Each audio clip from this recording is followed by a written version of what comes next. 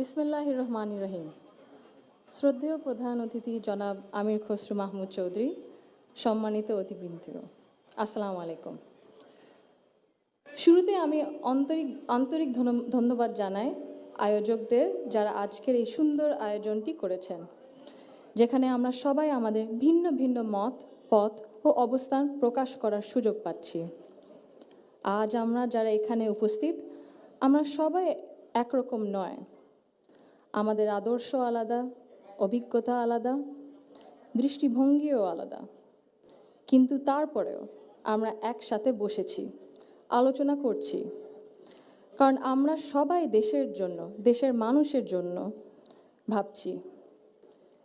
আর এই ভিন্নতা নিয়ে একসাথে কথা বলছি, একের পর এক শুনছি, এটাই গণতন্ত্রের আসল সৌন্দর্য।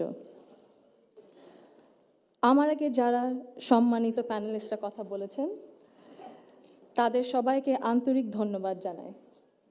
আপনারা অনেক কিছু বলেছেন, হয়তো বা আমিও বলে ফেলবো, সো আমাদের একটা মাইন্ডসেটে আই থিঙ্ক সিমিলারিটি আছে।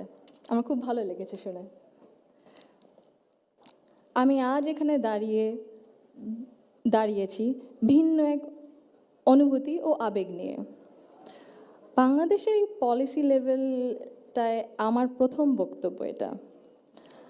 আমি এমন কেউ নয় যার কাছে সব প্রশ্নের উত্তর আছে বা সব সমস্যার সমাধান জানা আছে।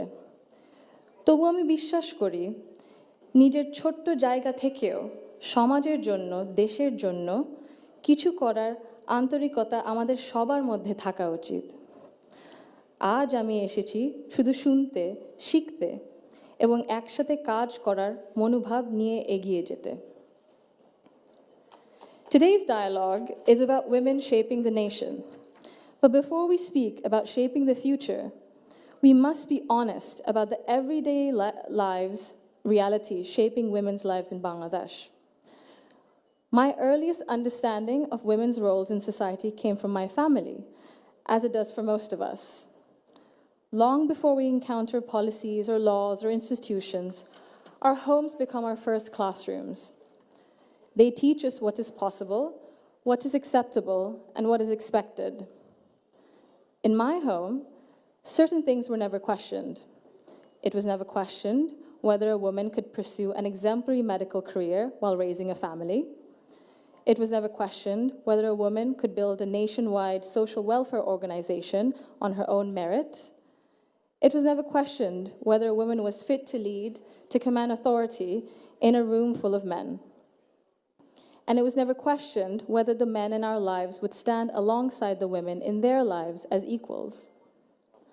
My mother continued to excel professionally as a cardiologist in government hospitals, often in patriarchal settings, because she had encouragement and support at home to balance both career and family.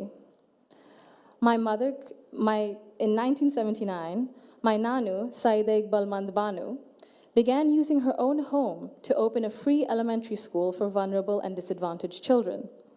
What began as a personal act of care grew into one of the earliest NGOs in Bangladesh, Shurubhi, creating meaningful and lasting change in young people's lives. The belief that women's dignity must be recognized both privately and publicly was also reflected in my grandparents' lives and leadership beyond our family. My grandfather, President Zaima Rahman, understood that development was incomplete if women were excluded. He saw women as capable contributors at home, at work, and in public life. And that belief carried into the choices he made as a leader. Under his leadership, the expansion of the garment sector meant millions of women entered formal work for the first time, gaining independence and income. The creation, then, of the Ministry of Women's Affairs reflected a conviction that improving the lives of women and girls required intention and structure. These were not just policy decisions, but they were an extension of the values that he lived by personally. That foundation was carried forward by my grandmother, Begum Khaleda Zia, who understood the transformative power of education that gave women voice, choice, and confidence. Under her leadership, girls' education was treated as a right, not a privilege. free secondary schooling alongside programs such as food for education, cash for education, helped to keep millions of girls in schools and change the course of families across the country. Her female secondary school assistance project achieved gender parity for the first time in secondary education and became a model replicated beyond Bangladesh. আমি যদি একটু সময় নিয়ে actually একটা ঘটনা মনে এসেছে দাদুর ব্যাপারে এটা বলতে বলতে দাদু যখন আমাদের সাথে লন্ডনে ছিলেন গত বছর প্রথমের দিকে উনি যখন এসেছিলেন তখন হাসপাতালে ছিলেন কিছু চিকিৎসার জন্য ওখানে বিভিন্ন দেশ থেকে নার্স ছিল ডাক্তার ছিলেন এবং একটি নার্স ছিলেন নাইজেরিয়া ওয়েস্ট আফ্রিকাতে আম্মা আব্বা একদিন দাদুকে সকাল সকাল দেখতে গেছিল তো নার্স তারপরে বললেছে যে ও আমি তো আপনার মাকে চিনেছি আম্মু আব্বু বললো কিভাবে আপনার মাই প্রথম ইলেক্টেড প্রাইম মিনিস্টার বাংলাদেশের না আম্মু আব্বু তো অবাক হ্যাঁ আপনি কিভাবে জানেন তো নার্স তারপরে বললো যে আপনাদের যে উনি যে এত কিছু করেছেন এই মেয়েদের শিক্ষার জন্য specially primary education food for education cash for education এগুলো আমাদের সরকার ওই ৩৫-৩০ বছর আগে দেখে ইমপ্লিমেন্ট করেছিল আর ওই কারণে লক্ষ লক্ষ মেয়েরা গ্রাম অঞ্চলে ওদের দেশে গ্রাম অঞ্চলে বিভিন্ন জায়গা সদরে এখনও শিক্ষা পাচ্ছে অন্তত প্রাইমারি এডুকেশন লেভেলে সো ভাবলাম একটু শেয়ার যদি করি এখানেই করবো আপনাদের সাথে জি She also understood that education alone was not enough if women were not supported to remain in public and economic life.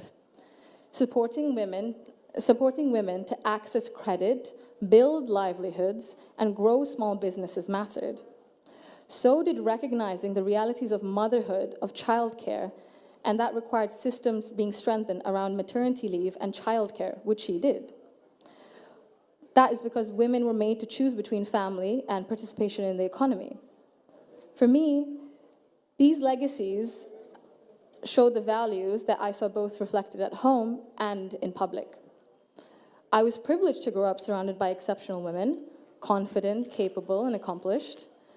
I was equally fortunate to have male role models, including my father and my grandfather, who valued those women and never felt threatened by their strength or ambition. In fact, the four most important people in my father's life, in my opinion, have been women for decades. And he has treated them with deep respect and reverence, not as an exception, but as the norm. Because of this, I grew up with what I now recognize was a skewed understanding of society. Living between Bangladesh and the UK taught me something important. Policies and access alone do not create equality. You can expand education, pass laws, set national targets, but if social norms and daily expectations and mindsets remain unequal, empowerment remains fragile. This is not about overt discrimination. Inequality often survives through habit and comfort, through what feels normal. In Bangladesh, women still perform around 85% of unpaid household and care work, spending over 7 times as many hours as men on this labor each day. This work is valued at 19% of our GDP and remains largely invisible in economic planning and national decision-making. This makes something very clear. Gender equality is not a women's issue, it is an economic and national issue.